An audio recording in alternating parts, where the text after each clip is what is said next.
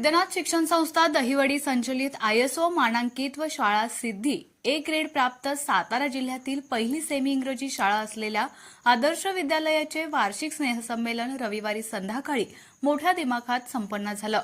या अभूतपूर्व सोहळ्यासाठी ग्रामविकास व पंचायत राज मंत्री जयकुमार गोरे यांनी आवर्जून उपस्थिती लावली होती।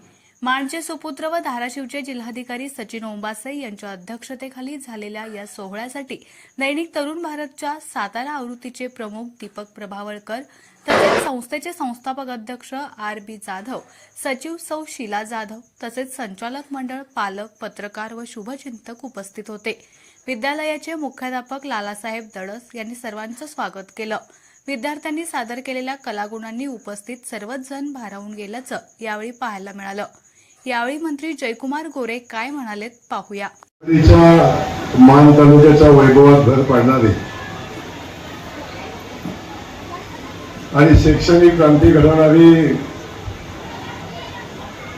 आदर्श प्राथमिक विद्यालय ही शाळा आणि या शाळेचा वार्षिक स्नेह संमेलन दोन्ही हात वर करायचा। हे आमचा सचिन ओंबासे सुपुत्र आणि ज्यानं आपल्या कर्तृत्वानं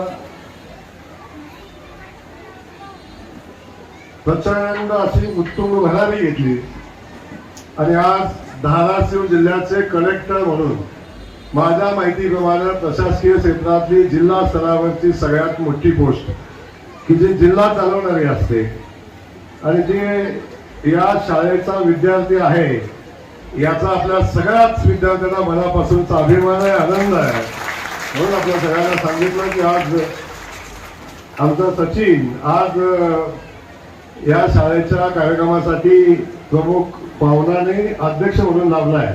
आमचे जाधव दाम्पत्य त्यांनी या शाळेला वाढवलं, फुलवलं, मोठं केलं। ते दोघंही या ठिकाणी संस्थापक उपस्थित आहेत, त्यांचे मनापासून स्वागत करतो।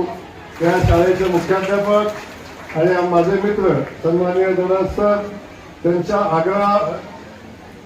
आग्रह असतो किंवा त्यांनी एकदा सूचना केली, आग्रह केल्यावर नाही हा शब्द नाही आहे। एवढी अडचण होती, एवढं प्रॉब्लेम होते, तरी पण तिच्या आग्रहानं सोडला नाही। शेवटी भाऊ तुम्ही येणारच आहे तर मग इकडे थोडा वेळ करा।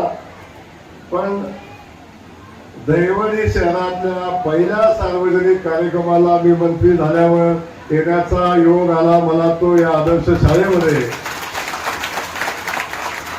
याचा मला अभिमान आहे की आमचे आदरणीय दडस सर, शाळेचे सगळे शिक्षक, शाळेचे सगळे पालक, शाळेतल्या विद्यार्थ्यांचे पालक, विद्यार्थी सगळ्या अंगाने काम करणारे व्यक्तिमत्व आहे। गावाच्या समाजाच्या राजकारणामध्ये तिथेही ताकदीने उभा असणारा माझा सहकारी या निमित्तानं या शाळेचं मुख्याध्यापक म्हणून काम करतो, याचा आपल्या सगळ्यांना आनंद आहे। आज मी फार काही बोलणार नाही, वास्तविक मला जायचं होतं आणि जायपर्यंत आलाय की आपल्या पाल्यानं वर्षभरात काय केलं, एखादा छोटा मोठा इव्हेंट असतो, कार्यक्रम असतो आणि मला वाटतं स्टेजवर तो मुलगा परफॉर्मन्स करत असताना बघण्यामध्ये जो आईच्या चेहऱ्यावर आनंद असतो, जो वडिलांच्या चेहऱ्यावर आनंद असतो, त्याच्यापेक्षा दुसरं काय असू शकत नाही।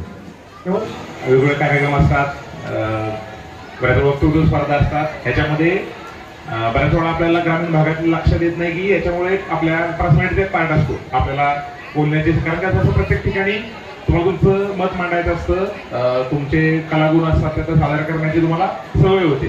तर हे पूर्ण आपले व्यक्तिमत्व विकासामध्ये अभ्यासाबरोबरच खेळ आहे, त्याच्याबरोबर आपलं जे बोलण्याचे स्किल्स आहेत, कोणाकडे डान्स असते, गाणं म्हणण्याचे स्किल असतं किंवा एखादं वाद्य वाजवण्याचे स्किल्स असतात, तर ते आपण नक्कीच डेव्हलप केलं पाहिजे। कारण काय होतं, आपण जेव्हा प्रोफेशनल लाईफमध्ये जातो तेव्हा बऱ्याच वेळा आपण एकटेच असतो, तेव्हा आपल्याला म्हणजे आपलं स्वतःचं पण मनोरंजनासाठी आणि आपल्या स्वतंत्र पर्सनल इंटरेस्ट क्रिएट होण्यासाठी की ज्याला हॉबी म्हणून आपण, त्यासाठी असा कुठलाही छंद आपल्याला असला पाहिजे। आणि शाळेत असताना जेव्हा तुमचं हे असेल तेव्हा एन्जॉय करा आणि जेव्हा तुमच्या परीक्षेचा काळ असेल मग 15 दिवस महिनाभर व्यवस्थित अभ्यास करा। आपल्या सारख्या भागामध्ये बाकी आपल्याकडे फारशी काही शेती चांगली नाहीये, दरवर्षी 2-3 वर्षांत दुष्काळ असतो, त्यामुळं आपल्याकडं शिकून चांगल्या प्रोफेशनल जे काही आपण करू शकतो, शिक्षण असेल, इंजिनिअरिंग असेल, मेडिसिन असेल, त्या सर्व क्षेत्रामध्ये पुढच्या उच्च शिखर जे असतील त्यात जाण्याचा प्रयत्न करा. सर्वांना शुभेच्छा देतो आणि सर्व विद्यार्थ्यांना त्यांच्या भविष्यातील शैक्षणिक वाटचालीसाठी सुद्धा शुभेच्छा देतो. धन्यवाद.